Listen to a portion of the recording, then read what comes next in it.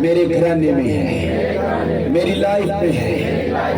خداوند میں آپ کا شکر گزار ہوں، آپ میرے لیے مرے، آپ نے میرے لیے دکھ اٹھائے، مر گئے، دفن ہوئے، اور کتاب مقدس کے مطابق تیسرے دن مردوں میں سے جی اٹھے، اور آپ نے مجھے بھی زندہ کر لیا۔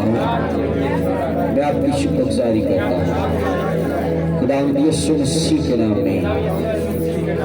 ہمیں آؤ اس کے جی اٹھنے کے لیے زوردار تعریف کریں۔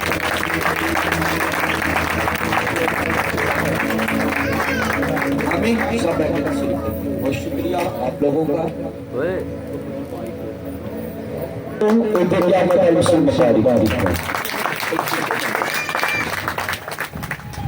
ہاللیلویا۔ میرا ایمان ہے کہ آج آپ بڑی برکت کو لے کر جانے والے ہیں۔ خداوند آپ کو بڑی برکت دے گا، اور آج ہم یسوع مسیح کے جی اٹھنے کا دن جو ہے وہ منا رہے ہیں۔ کتنے لوگوں کو پتا ہے کہ جو ہم آج عید منا رہے ہیں، یہ عید کیا ہے؟ خون آ رہا ہے۔ ہاللیلویا۔ یہ جو عید ہے یہ یسوع مسیح کے جی اٹھنے کی عید ہے۔ ہم اس کے جی اٹھنے کا آج دن منا رہے ہیں۔ کیوں اتنی بڑی خوشی کی بات ہے کہ یسوع مسیح جی اٹھا ہے اور ہم اس عید کو منا رہے ہیں۔ یسوع مسیح جی اٹھا ہے، بلکہ اس نے ہم سب کو بھی زندہ ہونے کا درجہ دے دیا ہے۔ آمین۔ اس نے ہم سب کو بھی اپنے ساتھ زندہ کر لیا ہے۔ اکیلا مسیح زندہ نہیں ہوا، بلکہ اس کے سارے پیروکار بھی زندہ ہیں، اور وہ ہمیشہ کی زندگی کے وارث بن چکی ہیں۔ آمین۔ ہاللیلویا۔ خداوند آپ کو برکت دے۔ جیسا کہ ابھی پیارے بھائی آپ سے بتا رہے تھے کہ بہت سے لوگ اس دنیا میں نہیں رہے جو وہ اس عید کو نہیں منا رہے، جیسا کہ آج پیاری بہن تاج بھی جو پیارے بھائی ایمانت کی بہن، پیارے بھائی بشارت کی بھائی سلیم کی پھپھو جو ہے وہ آج اس دنیا میں نہیں رہی، تو باقی سارے لوگ جو ہیں وہ وہاں پر گئے، کیونکہ مجھے بھی صبح کوئی تقریباً 4 بجے پتہ چلا تھا کہ ان کی جو ہے ڈیتھ ہو گئی ہے، اب وہ اس دنیا میں نہیں رہی۔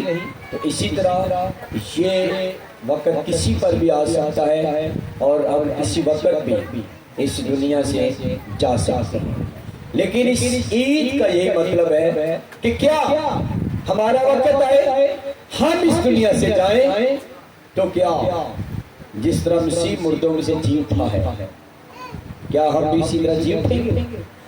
ایک بہت بڑے خادم، میں ان کا صحیح نام بھول گیا ہوں، دنیا کے اندر بڑی منادی انہوں نے کی ہے اور لاکھوں روحیں بچانے کا کام کیا ہے۔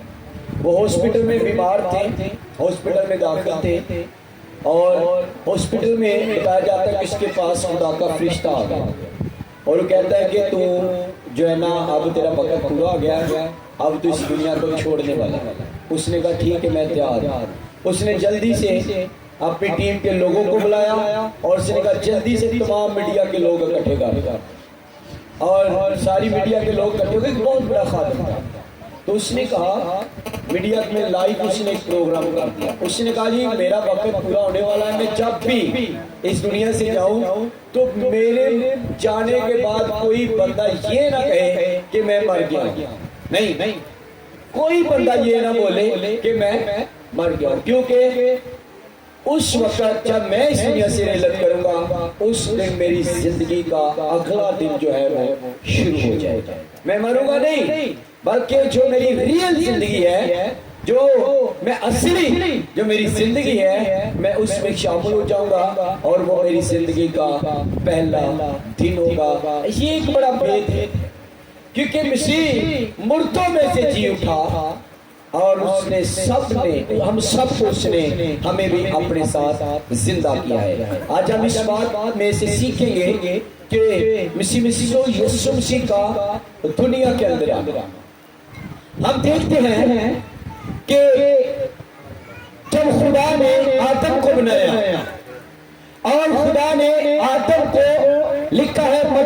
دی اور اس نے اس کو اپنی شبیہ پر بنایا, اپنی صورت پر بنایا, اپنی شکل پر بنایا. اس کو سیم جیسا خدا تھا ویسا ہی انسان کو بنا دیا. اور انسان کو بنانے کا جو خدا کا مقصد تھا وہ یہ تھا کہ خدا ساری دنیا کی چیزوں سے سب سے زیادہ پیار خدا انسان سے کرتا تھا.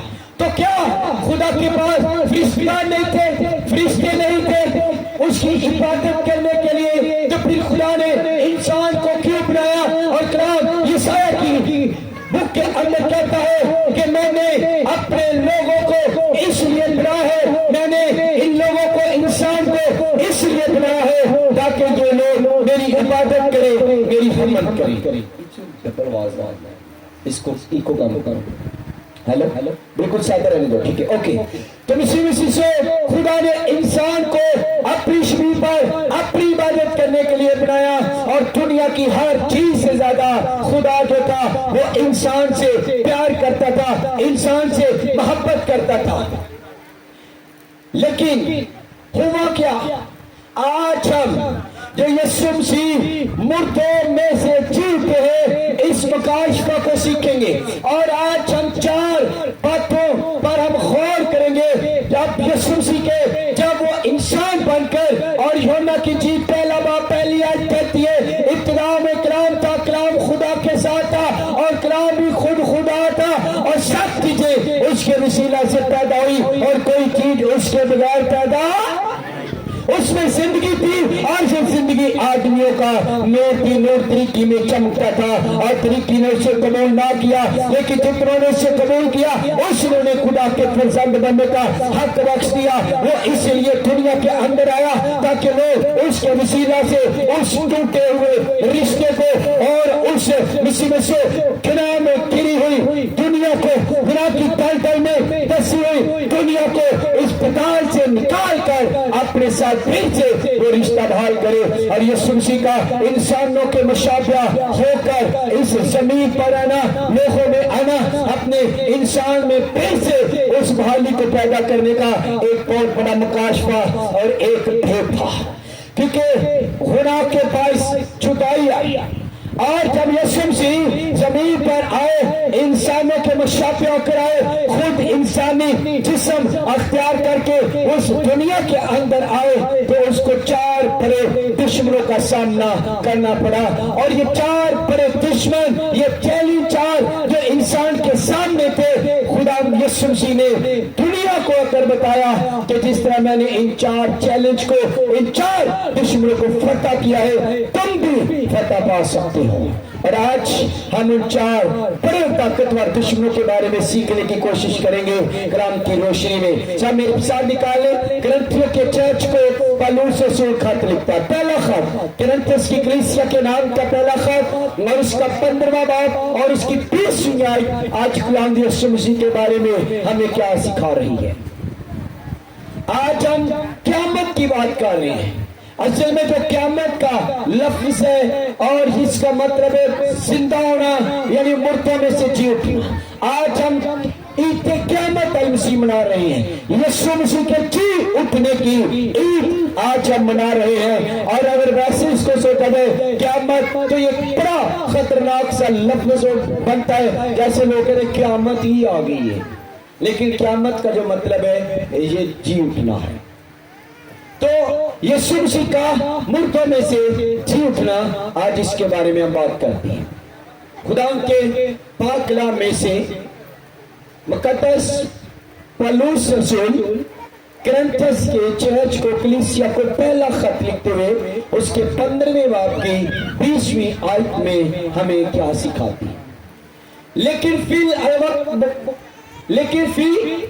الواقعہ مسیح مردوں میں سے جی اٹھا, اور جو سو گئے ہیں ان میں پہلا پھل ہوا. کیونکہ جب آدمی کے سبب سے موت آئی تو آدمی ہی کے سبب سے مردوں کی قیامت بھی آئی. سب بولیں آمین. اب جو مردوں کی قیامت ہے, مردوں کی قیامت کا مطلب ہے مردوں میں سے جیتنا.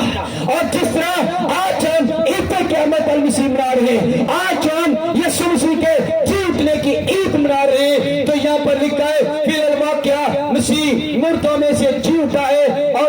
गए उनमें पहला फल हम आज हम इस बात को सीखते कि जितने मुकद्दस लोग, जितने इंडिया अकबर, जितने इंडिया अस्कर इस दुनिया के अंदर आए, इस जमीन पर आए, वो सब के सब मसीह मसीह से सो गए, मर गए और वो दफन हुए, लेकिन वो कब्रों के अंदर रहे। लेकिन बाइबल मुकद्दस हमें बताती है कि जब मेरे और आपके खुदा इंसानों को मुशाबह कर एक इंसानी जिस्म अख्तियार करके एक इंसान बनकर इस जमीन पर आ गए, और बाइबल के अंदर लिखा है जब दुनिया के अंदर खुदा आया तो मुस्लिम से खुदा के पास जुदाई आई, मौत आई, और ये मौत जो थी ये खुदा और इंसान की मसीह मसीह से दूरी का नाम मौत था, क्योंकि इंसान अपने और खुदा के दरमियान उन सारे मसीह मसीह से और उन रिश्तों को जो था वो खो बैठा था।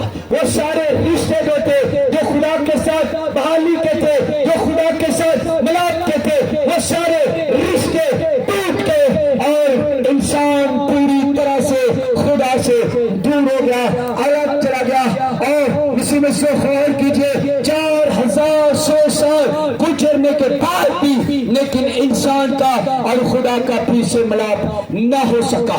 खुदा ने एक कौम को मुकर्रर कर लिया, उस कौम का नाम इस्राएल था, और खुदा ने अब्राहम से कहा कि तुमको बता कि तुम सिर्फ अपने खुदा की इबादत करोगे। जब कौम बन गई, मूसा आया और मूसा ने आकर जब शरीयत दी तो गुनाहों के कुफारे के लिए कुर्बानी हुई, शरीयत आई और कुर्बानी का ऐलान हो गया। और ये कुर्बानी हर साल मसीह में से गुनाहों को याद दिलाती थी, हर साल ये कुर्बानी होती थी। और सरदार खान एक ही बार पर्दा के पीछे हैकल के अंदर और उन बैलों और बकरों बछड़ों का खून लेकर जाता था, लेकिन ये कुर्बानी काफी नहीं थी। ये कुर्बानी फिर भी हमें खुदा से मिला नहीं सकती थी, ये कुर्बानी फिर भी खुदा के साथ टूटे हुए रिश्ते को बहाल नहीं कर सकती थी। लेकिन गलतियों के खत के अंदर पौलुस रसूल कहता है जब वक्त पूरा गया तो खुदा ने अपने बेटे को भेजा जो औरत से पैदा हुआ, तो इंसानों के मुशाबह हो गया, जिसने इंसानी शक्ल सूरत जिस्म अख्तियार कर लिया ताकि वो इस दुनिया के अंदर आए और गुनाह में घिरी हुई दुनिया को, गुनाह की दलदल में डूबी हुई दुनिया को फिर से वो खुदा के साथ मिला सके। तो आज हम बात करने जा रहे हैं इन 4 बड़े ताकतवर दुश्मनों को। और मैं बात कर रहा था आदम की, जब आदम ने खुदा किया, और आपको पता हो कि सबसे पहला दुश्मन जो है वो इब्लीस है। कौन है सबसे पहला दुश्मन? इब्लीस। और किस तरह खुदा यीशु मसीह ने इब्लीस पर फतह पाई? ये 4 बड़े दुश्मन कौन थे जिन पर यीशु मसीह ने फतह पाकर मौतों में से जिंदा होकर पहला फल होने का दर्जा हासिल कर लिया? क्योंकि यीशु मसीह से पहले कोई भी इस तरह कब्र में से जिंदा नहीं हो सका था। हनोक आसमान पर जिंदा उठा लिया गया, एलिया जिंदा उठा लिया गया, लेकिन यीशु मसीह वो है जो मरकर जिंदा हुआ और आलमे पाला पर बर्डो कहती कबीरिया की दाहिनी तरफ जाकर बैठा। लाजर जिंदा हुआ लेकिन फिर मरा, लेकिन यीशु जिंदा हुआ, वो अब तक जिंदा है, रहेगा, और हम सबको भी वो अब तक जिंदा रहने की कुदरत भी बख्श देता है। आमीन, हालेलुया। तो आज हम इन 4 बड़े दुश्मनों के बारे में आज हम सीखे। पहला दुश्मन इब्लीस है। इब्लीस आदम और हवा के पास आया, उसने हवा को और आदम को गुमराह किया ताकि वो खुदा की नाफरमानी करे, खुदा के दिए हुक्म को वो तोड़े और इस तरह वो खुदा से हमेशा हमेशा के लिए जुदा हो जाए। लेकिन ये आदम जो मिट्टी से बना, जो जमीनी था, जो खाकी था, खाक से बना, लेकिन वो आदम जो आसमान से उतरा, बाइबल कहती ग्रंथ के खत में वो जमीनी नहीं बल्कि आसमानी। एक आदम जमीनी खाकी, दूसरा आदम आसमानी। यानी आसमान से उतरा हुआ।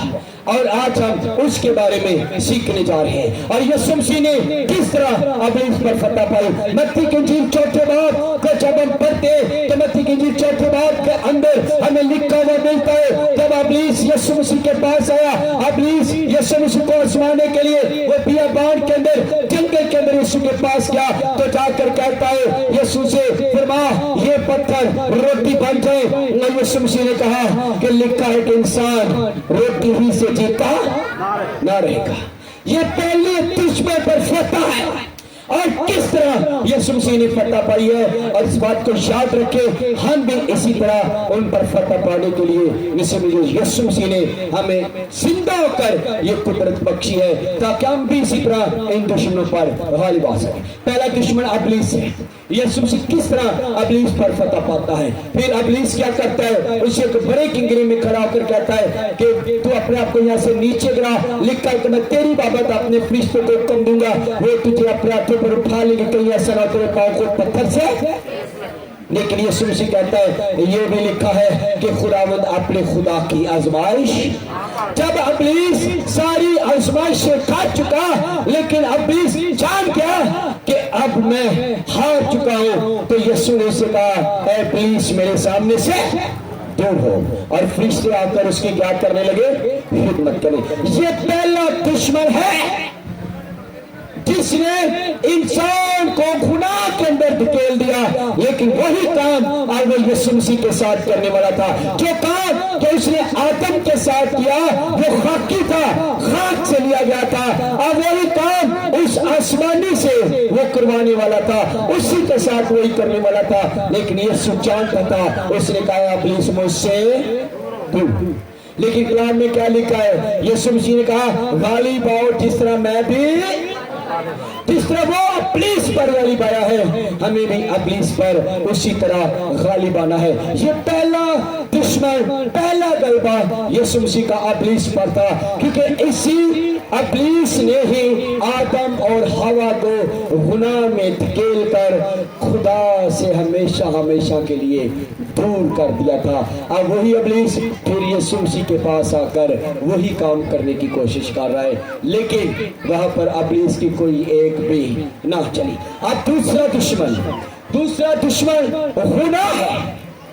इब्लीस के बाद ये गुनाह है, लेकिन किस तरह यीशु मसीह ने गुनाह पर फतह पाई है, मैं आपको ये भी बताना चाहता हूं कि किस तरह यीशु मसीह गुनाह पर भी गालिब आया। यीशु मसीह ने कहा कौन है जो मुझ में गुनाह साबित करता है, कौन है जो मुझ में गुनाह साबित करता है। मैं इसको भी थोड़ा सा आपको इस पर भी रोशनी डालूंगा, लेकिन यहाँ पर गौर कीजिए। जब गethसेमनी बाग के अंदर यीशु मसीह को पकड़वाया गया और जब उसे पकड़कर किला के अंदर ले गए और यहूदियों सरदार कानों ने मिलकर उसके खिलाफ साजिश बनाई और उन्होंने ये फैसला रोम की हुकूमत को, जो रोमी गवर्नर था, यहूदा के कबीले का एक गवर्नर था जिसका नाम पुन्तियुस पिलातुस था, जब यीशु को उसके सामने पेश किया तो उन्होंने बहुत सारे इल्जाम जो थे वो यीशु मसीह पर लगाए।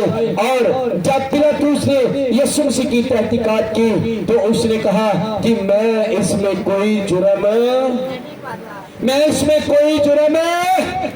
और इससे पहले उसकी बीवी ने कहा था कि मैंने आज इस शख्स के वसीला से बड़ा दुख उठाया है, मुझे ऐसा मालूम होता है जो शख्स, तू इससे कोई काम ना रख, क्योंकि मैंने आज रात इसके सबब से बड़ा दुख पाया है। और गवर्नर कहता है कि मैं इसमें किसी किस्म का कोई जुर्म नहीं पाता। यानी बाइबल कहती है कि यीशु मसीह बेगुनाह साबित हुआ, गुनाह साबित हुआ, उसमें किसी किस्म का गुनाह नहीं था, वो पाक था, बेऐब था। और इसीलिए अलानिया कहता है कौन है जो मुझ में गुनाह साबित करता है। और दूसरा दुश्मन गुनाह है जिस पर यीशु मसीह ने फतह पाई है।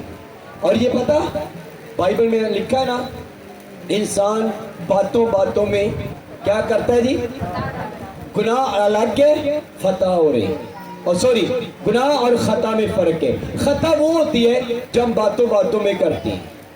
कभी कभी हम ऐसा भी बोल जाते हैं, अपने माँ बाप से बोल जाते हैं, اپنے بچوں سے ہم ایسی بولنے میں ہی خطا کر بیٹھتے ہیں، لیکن خطا اور گناہ میں فرق ہے۔ خطا وہ ہوتی ہے جو انسان باتوں باتوں میں کرتا ہے، لیکن یسوع مسیح کے اندر کوئی خطا کوئی گناہ ثابت پتہ ہے کیوں؟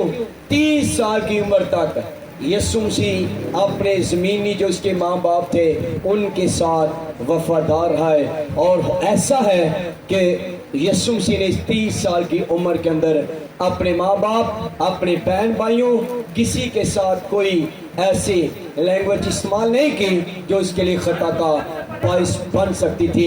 یہ گناہ پر آنے کا بھی، غالب آنے کا بھی ایک بہت بڑا بھید ہے۔ اگر ہم اس زمین پر رہتے ہوئے اپنے ماں باپ، اپنے پڑوسی، رشتے دار، گلی محلے اور علاقہ کے لوگوں کے ساتھ اگر ہم ایک اچھا بیہیویئر رکھتے ہیں، اچھے مسیح ہم رویے کے مالک ہیں، تو اس کا مطلب ہے کہ یہ ہمارے لیے ایک بڑی باعث برکت بات ہے کہ ہم کبھی کسی قسم کی خطا نہیں کرتے۔ اور یسوع مسیح نے کہا کہ مسیح وہ کون ہے جو مجھ میں گناہ ثابت کر سکتا ہے؟ اور اس کے بھائیوں نے بھی اس سے کہا کہ اگر تم مشہور ہونا چاہتا ہے تو جا کے کام کر، لیکن ہمیں چھوڑ دے، ہمارے سے لگ چلا جا۔ ایسا بھی ہے کہ یسوع مسیح نے ان سے بھی کسی قسم کی کوئی بات نہیں کی۔ جب لوگ اسے پہاڑی سے گرانے والے تھے تو بائبل میں لکھا ہے وہ چھپ کر ان کے بیچ میں سے نکل گیا، لیکن یسوع مسیح نے وہاں پر بھی کوئی خطا نہ کی۔ آپ دیکھو سردار کہاں پڑے زور کے ساتھ، جنہوں پنجابی چ کہندے نا کہ بڑی ایسی گلاں کر دے گا جنہوں کہ کسی نے چڑھانا کہ شاید ہون ہی کوئی گل اپنے منہ کڈے، لیکن بائبل کہتی ہے آخری کلمات تک یسوع مسیح کامل رہا اور اس نے اپنی زبان مبارکہ سے کوئی ایسا الفاظ نہیں بولا جو اس کے لیے خطا کا باعث بن سکتا تھا۔ آج ہمیں اس بات پر بھی غور کرنی ہے کہ ہم باتوں باتوں پر خطا کرتے ہیں، لیکن مسیحو گناہ پر غالب آنا، یسوع مسیح گناہ پر بھی غالب آ گئے۔ یہ دوسرا دشمن تھا، اور تیسرا دشمن جو ہے وہ موت ہے۔ ابلیس کے سبب سے گناہ آیا اور گناہ کے باعث موت آئی۔ اب یہ تیسرا دشمن موت ہے۔ اب یسوع تیسرے دشمن پر بھی فتح پا رہا ہے۔ بائبل کے اندر لکھا ہے جب یسوع مسیح 3 دن قبر کے اندر رہا تو اس نے جا کر ان قیدی روحوں میں منادی کرنا شروع کر دی۔ کیا کرنا شروع کر دی؟ وہ سب سوئے ہوئے تھے، قبروں کے اندر تھے، اور عبرانیوں کے خط کے اندر لکھا ہے کہ جب یسوع مسیح مردوں میں سے جی اٹھا تو بہت سارے مقدسوں کے جسم اس کے ساتھ جی اٹھے اور قبریں پھٹ گئے، قبروں کے منہ کھل گئے اور بہت سے مقدسوں کے جسم جی اٹھے۔ لیکن پہلے یسوع مسیح پہلا پھل ہوا اور اس کے بعد آؤ۔ اس کا مطلب ہے کہ پہلا پھل جو ہے وہ یسوع مسیح ہے، اور اس کے بعد اس کے لوگ بھی جو ہے وہ پھل ہوں گے۔ اب دیکھتے ہیں یہ تیسرا دشمن موت ہے، کس طرح موت پر یسوع مسیح نے فتح پائی ہے۔ مسیح مسیح کلام میں لکھا ہے کہ موت کا لقمہ، موت فتح کا لقمہ ہو گئی۔ کیا ہو گئی؟ موت فتح کا لقمہ ہو گئی۔ اے موت تیری فتح کہاں ہے؟ اے موت تیرا ڈنگ کہاں رہا؟ موت کا ڈنگ گناہ ہے، موت کا ڈنگ گناہ ہے، مگر خدا کا شکر ہے جو ہمارے خدا یسوع مسیح کے وسیلہ سے ہم کو فتح میں بخشا گیا ہے۔ آمین۔ یسوع مسیح کے وسیلہ سے یہ ہمیں فتح میں بخشا گیا ہے۔ یہ تیسرا دشمن موت ہے۔ یسوع مسیح نے موت کو ہرا دیا، موت کو ناکام کر دیا، اور یہاں تک کہ بائبل میں لکھا ہے کہ اس نے موت کی موت کر دی، موت کو بھی مار دیا اور اس کے ڈنگ کو ختم کر دیا۔ اب موت کا ڈنگ ہے، موت کا ڈنگ پتہ کیا ہے؟ آپ ایک مدھو مکھی کو دیکھتے نا، اس کے اندر کہا جاتا ہے ایک ہی ڈنگ ہوتا ہے، اور وہ مدھو مکھی کا جب ڈنگ نکال دیا جاتا ہے نا تو اس کے بعد کوئی دوسرا ڈنگ پھر باقی नहीं रहता। ये मौत भी इसी तरह एक मधुमक्खी की तरह थी जिसका डंक था, लेकिन वो डंक यीशु मसीह ने आकर निकाल दिया और उसने कहा मौत फतह का लुकमा हो गई, ऐ मौत तेरी फतह कहाँ रही, ऐ मौत तेरा डंक कहाँ रहा। मौत फतह का लुकमा हो गई और खुदावंद का शुक्र है जो उसने हमें यीशु मसीह में ऐसा करने के लिए हमें जोर बख्श दिया है। आमीन। तीसरा दुश्मन ये मौत है और यीशु मसीह ने मौत को हरा दिया, मौत की मौत करके उसने हमें आजाद कर दिया। अब चौथा दुश्मन जो था वो कब्र थी। वो क्या थी? जो कोई कब्र में जाता है फिर वहां से निकल नहीं पाता। और लिखा है कि जब यीशु मसीह को दफनाया गया, कब्र के अंदर रखा गया, तो भारी पत्थर उसकी कब्र के मुंह पर लटका दिया गया और उस पत्थर को कोई हटा नहीं सकता था। और यहाँ तक कि उस पत्थर पर एक मोहर कर दी गई। और मोहर पता क्यों कर दी गई? जो इस पत्थर को हटाएगा वो भी मौत की सजा का लायक होगा। ये रोमी सल्तनत की, रोमी हुकूमत थी। और जब रोमियों की स्टैंप कर दी जाती थी, मोहर कर दी जाती थी, तो इसका मतलब था इस मोहर को अब कोई तोड़ नहीं सकता। हालेलुया। तो क्या हुआ जब सवेरे बाइबल कहती है मरियम मगदलीनी और कुछ औरतें कब्र पर गई तो रास्ते में बातचीत कर रही है, अब हमारे लिए इस पत्थर को कौन हटाएगा, हमारे लिए इस पत्थर को कौन हटाएगा। मिसियों आज गौर कीजिए, इस पत्थर को हटाने वाला, इस रोमी मोहरों को तोड़ने वाला, इस कब्र के सीने को चीर कर निकलने वाला कोई और नहीं, मेरा और आपका खुदा यीशु मसीह है जो मेरे और आपके लिए सलीब पर चढ़ गया। उसने मौत की मौत कर दी और उसने कब्र को मसीह से कब्र का सीना चीर कर वो कब्र से बाहर आ गया और उसने 4 बड़े ताकतवर दुश्मनों पर फतह पा ली और उसने ऐलान कर दिया अब जो कोई मुझ पर ईमान ले आएगा, ना इब्लीस, ना गुनाह, ना मौत, ना कब्र कभी उन पर गालिब नहीं आ सकते। जो मुझ पर ईमान लाएगा वो हलाक नहीं होगा बल्कि हमेशा की जिंदगी पाएगा। ये है ईद क़यामत मसीह। आजा इब्लीस पर, गुनाह पर, मौत पर, कब्र पर फतह पा सकते हैं। अब कब्र का हमारे ऊपर अख्तियार नहीं है, मौत का हमारे ऊपर अख्तियार नहीं है, गुनाह के हम गुलाम नहीं है, इब्लीस का अख्तियार हम पर नहीं है, बल्कि मसीह से उसने सारा कुछ फतह में हमें दे दिया है और फतह से बढ़कर उसने गलबा जो है हमें दे दिया है। आज हम इब्लीस के जोर में नहीं है कि इब्लीस हम पर हुक्मरानी नहीं करे, नो, बल्कि जो उस पर ईमान ले आता है। यीशु मसीह ने कहा कितनों ने उसे कबूल किया उसने उन्हें खुदा के फरजंद बनने का से, कितनों ने उसे कबूल किया उसने उन्हें क्या बनने का हक बख्श दिया। तेजी किड़े फरजंद दिया।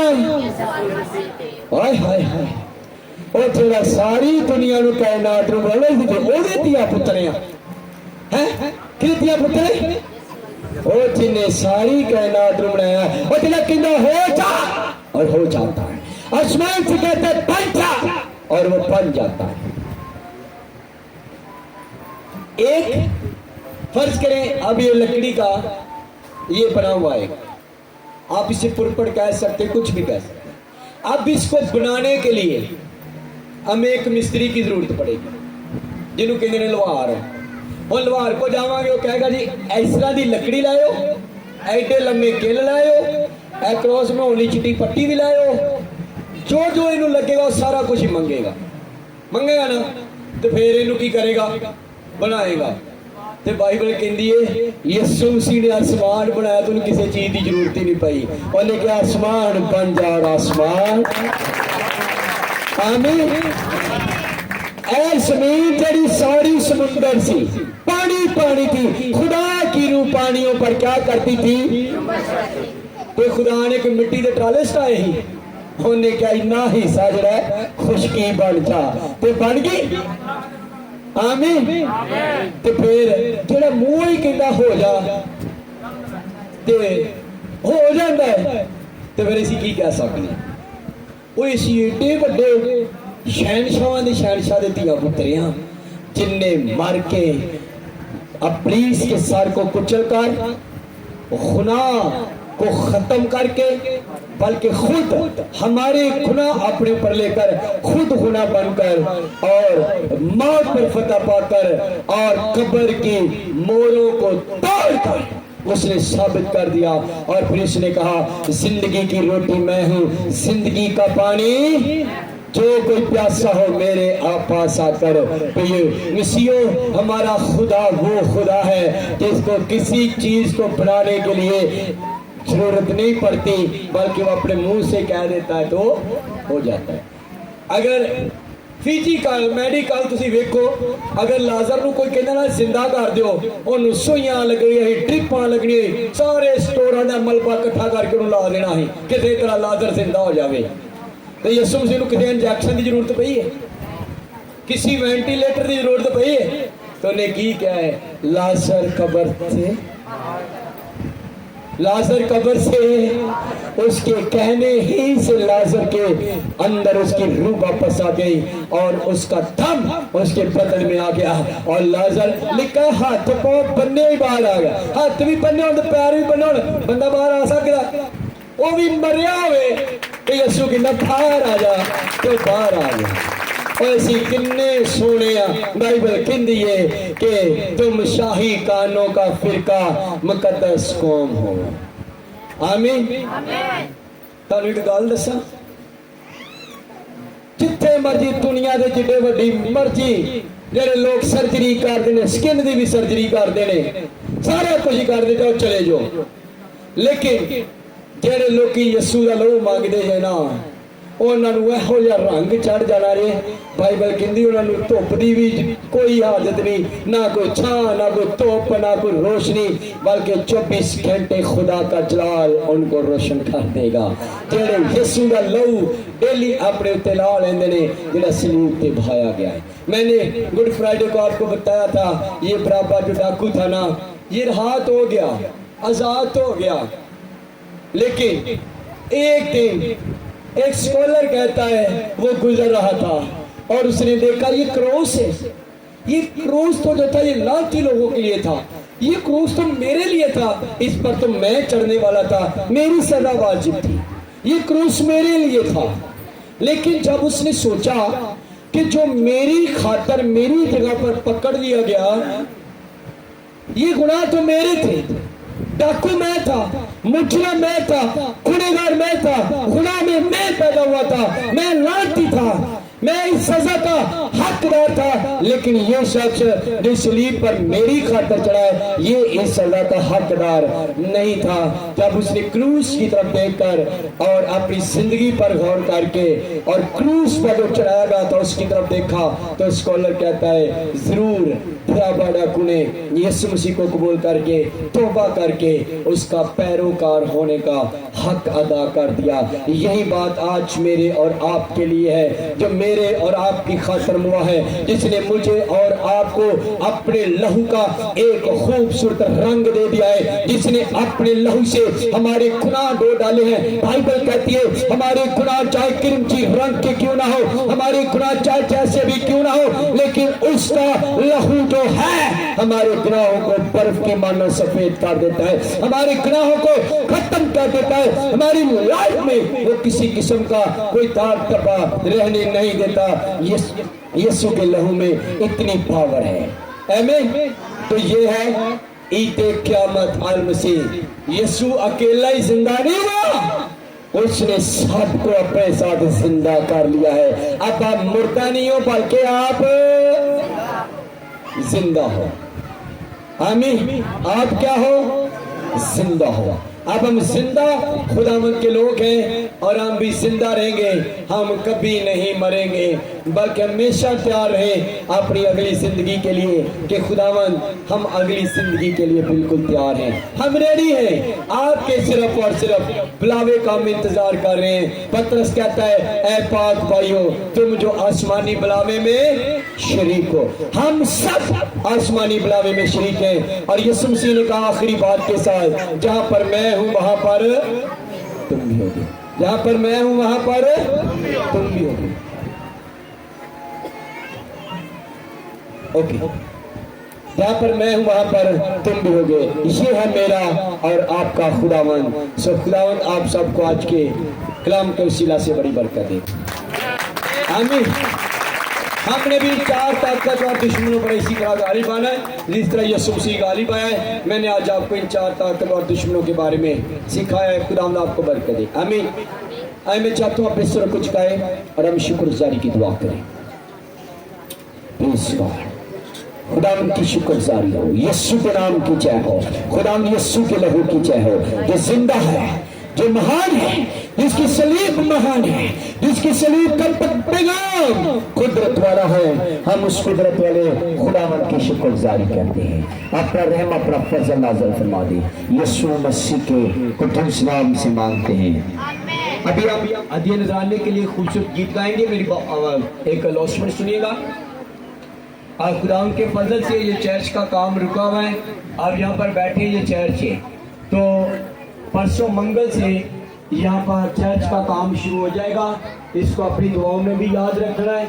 اور میں آپ لوگوں کے لیے دعا بھی کرتا ہوں. آپ لوگ نہیں جانتے, اگر آپ اپنے دل میں ارادہ رکھتے ہیں کہ ہم خداوند کے گھر کو کچھ دینا چاہتے ہیں, اگر آپ سچے دل سے یہ عہد کرتے ہیں اپنے ساتھ, کسی کے ساتھ نہیں, تو خدا آپ کو پرووائڈ کرنے کی قدرت رکھتا ہے.